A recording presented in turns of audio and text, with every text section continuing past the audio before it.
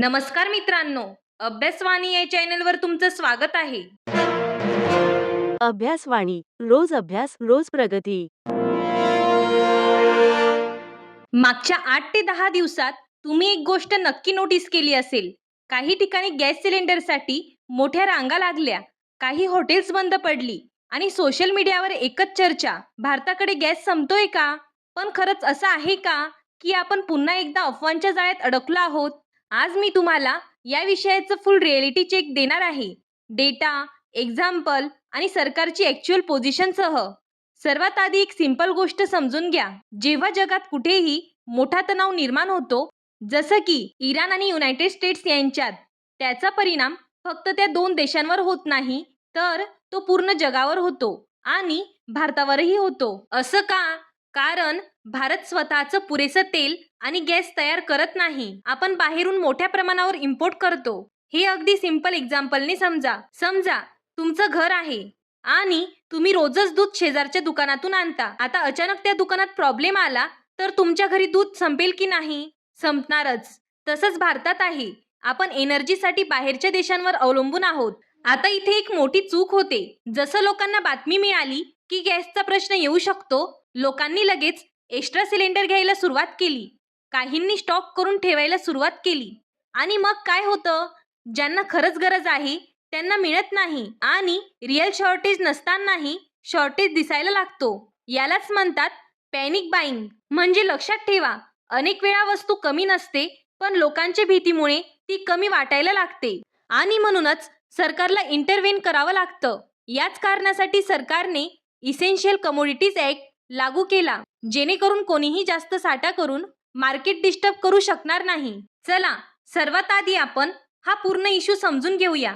मागच्या काही दिवसात आंतरराष्ट्रीय पातळीवर एक मोठी घटना घडली. इराण आणि युनायटेड स्टेट्स यांच्यात तणाव खूप वाढला. आता तुम्हाला वाटेल त्यांचा वाद आणि आपल्याला काय?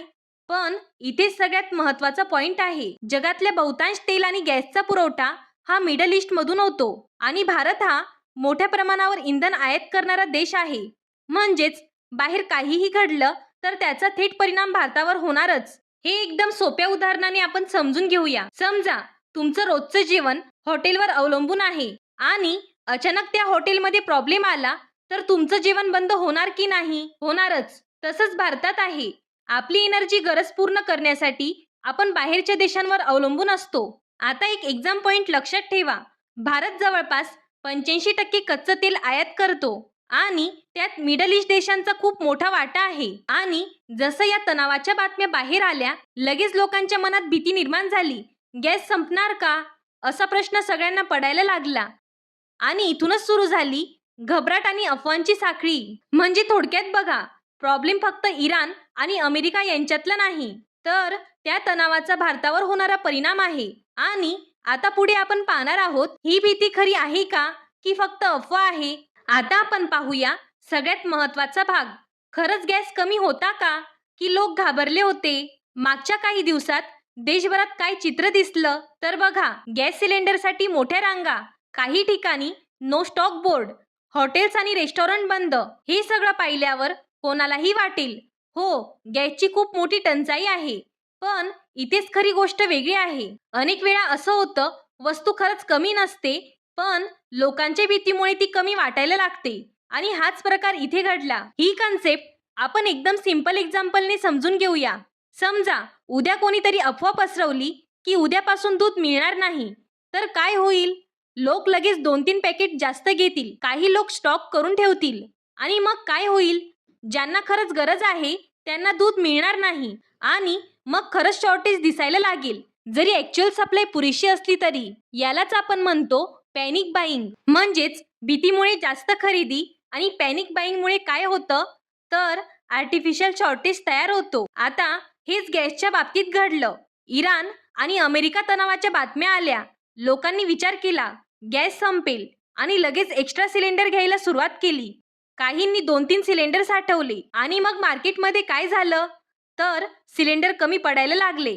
म्हणजे लक्षात ठेवा, हा रिअल शॉर्टेज नव्हता, तर लोकांच्या रिएक्शनमुळे क्रायसिस तयार झाला. म्हणूनच अनेक वेळा संकट बाहेरून येत नाही, आपणच आपल्या भीतीमुळे ते निर्माण करतो. आता इथे सगळ्यात महत्त्वाचा प्रश्न येतो जेव्हा लोकांमध्ये घबराट वाढते आणि मार्केटमध्ये आर्टिफिशियल शॉर्टेज तयार होतो तेव्हा सरकार काय करतं? कारण लक्षात ठेवा, जर वेळेत कंट्रोल नाही केलं तर सिच्युएशन खूप गंभीर होऊ शकते. हीच परिस्थिती देशात निर्माण झाली होती. गॅससाठी रांगा, काही ठिकाणी शॉर्टेज दिसायला लागला आणि हा मुद्दा थेट संसदेत पोहोचला. विरोधकांनी सरकारला सरळ प्रश्न विचारला, देशात खरंच गॅस टंचाई आहे का? यावर सरकारने स्पष्ट सांगितलं, देशात गॅसची टंचाई नाही आणि सप्लाय अवेलेबल आहे. पण त्याच वेळी सरकारने एक महत्त्वाचं पाऊल उचललं. इसेन्शियल कमोडिटीज ऍक्ट लागू केला. आता तुम्हाला वाटेल, हा कायदा नेमका काय आहे? तर खूप सोप्या भाषेत सांगायचं झालं तर, जेव्हा एखाद्या वस्तूची कृत्रिम टंचाई निर्माण होते किंवा लोक जास्त साठा करायला लागतात, तेव्हा सरकार हा कायदा लागू करतं. उदाहरणार्थ, समजा एखाद्या भागात अचानक साखर मिळणं कमी झालं. काही व्यापारी जास्त साखर साठवून ठेवतात आणि नंतर जास्त किमतीत विकतात. म्हणजे काय? ते बाजारात शॉर्टेज आर्टिफिशियली तयार करतात. अशा वेळी सरकार हा कायदा लागू करतं आणि त्या साठेबाजीवर ऍक्शन घेतं. हा कायदा लागू केल्यावर कोणीही ठराविक मर्यादेपेक्षा जास्त साठा करू शकत नाही. सरकार स्टॉक चेक करू शकतं. काळा बाजार थांबवता येतो. म्हणजेच मार्केटमध्ये बॅलन्स मेंटेन केला जातो. म्हणजे लक्षात ठेवा, सरकारने हा कायदा शॉर्टेजमुळे नाही तर पॅनिक आणि होर्डिंग कंट्रोल करण्यासाठी लागू केला. म्हणूनच संकट फक्त वस्तूच्या कमतरतेमुळे येत नाही तर लोकांच्या वागण्यामुळेही येऊ शकतं आणि सरकारचं काम असतं त्या परिस्थितीला वेळेत कंट्रोल करणं. आता सगळ्यात महत्त्वाचा प्रश्न, खरंच भारताकडे गॅसचा साठा आहे का नाही? कारण आतापर्यंत आपण जे पाहिलं, रांगा होत्या, घबराट होती, पण रिएलिटी काय आहे? सरकारच्या माहितीनुसार भारताकडे सध्या LPGचा पुरेसा साठा उपलब्ध आहे. देशभरात सप्लाय चेन सुरू आहे आणि कोणतीही मोठी टंचाई नाही. म्हणजे प्रॉब्लेम प्रोडक्शन मध्ये नाही तर प्रॉब्लेम डिस्ट्रीब्युशन आणि बिहेवियर मध्ये आहे. म्हणूनच वस्तू उपलब्ध असते पण योग्य रीतीने पोहोचत नाही, तेव्हा क्रायसिस तयार होतो. आता आपण या सगळ्या सिच्युएशनचं ॲनालिसिस करूया. खरी समस्या नेमकी कुठे आहे? या पूर्ण प्रकरणामागे 3 मोठे कारण आहेत. पहिलं कारण म्हणजे लोकांनी गरजेपेक्षा जास्त सिलेंडर घ्यायला सुरुवात केली. उदाहरणार्थ, उद्या मिळणार नाही या भीतीने लोकांनी आजच एक्स्ट्रा सिलेंडर घेतलं. दुसरे कारण, सोशल मीडियावर चुकीची माहिती पसरली. कोणीतरी म्हणालं गॅस संपतोय आणि लोकांनी ते व्हेरीफाय न करता बिलीव्ह केलं. तिसरं आणि शेवटचं कारण म्हणजे डिस्ट्रीब्युशन डिले. म्हणजेच काही ठिकाणी सप्लाय वेळेवर पोहोचला नाही, त्यामुळे त्या भागात टेम्पररी शॉर्टेज दिसला. हे तिन्ही एकत्र आले की काय होतं? अफवा पसरते, लोक घाबरतात आणि जास्त खरेदी करतात आणि मग ॲक्च्युअलमध्ये शॉर्टेज दिसायला लागतो. जरी देशात साठा पुरेसा असला तरी. म्हणजे लक्षात ठेवा, हा सप्लाय क्रायसिस नाही तर हा बिहेवियर क्रायसिस आहे. तर चला या संपूर्ण मुद्द्याचा थोडक्यात निष्कर्ष काढूया. सुरुवातीला आपण पाहिलं, आंतरराष्ट्रीय स्तरावर इराण आणि युनायटेड स्टेट्स यांच्यात तणाव वाढला. त्या बातम्यांचा परिणाम भारतात दिसायला लागला आणि लोकांमध्ये भीती निर्माण झाली. यानंतर काय झालं? लोकांनी घबराटीत जास्त गॅस घ्यायला सुरुवात केली. काही ठिकाणी रांगा लागल्या आणि सिच्युएशन शॉर्टेज सारखी दिसायला लागली. पण ॲक्च्युअल डेटा काय सांगतो? तर बघा, भारतात गॅसचा साठा उपलब्ध आहे, मोठी टंचाई नाही आणि ही सिच्युएशन कंट्रोल करण्यासाठी सरकारने इसेन्शियल कमोडिटीज ऍक्ट लागू केला, जेणेकरून साठेबाजी थांबेल आणि सर्वांना योग्य पुरवठा मिळेल. म्हणजेच हा प्रश्न गॅसच्या कमतरतेचा नव्हता तर लोकांच्या घबराटीचा होता. वस्तू उपलब्ध असूनही चुकीच्या रिएक्शनमुळे प्रॉब्लेम तयार झाला.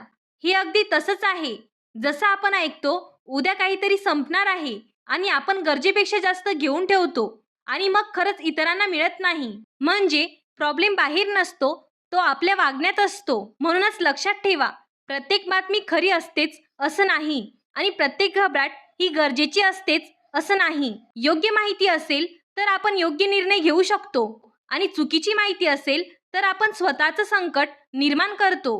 म्हणूनच अफवांवर नाही तर फॅक्टवर विश्वास ठेवा आणि अशाच इम्पॉर्टंट करंट अफेअर्ससाठी चॅनलला नक्की सबस्क्राईब करा. थँक्यू. अभ्यासवाणी, रोज अभ्यास रोज प्रगती.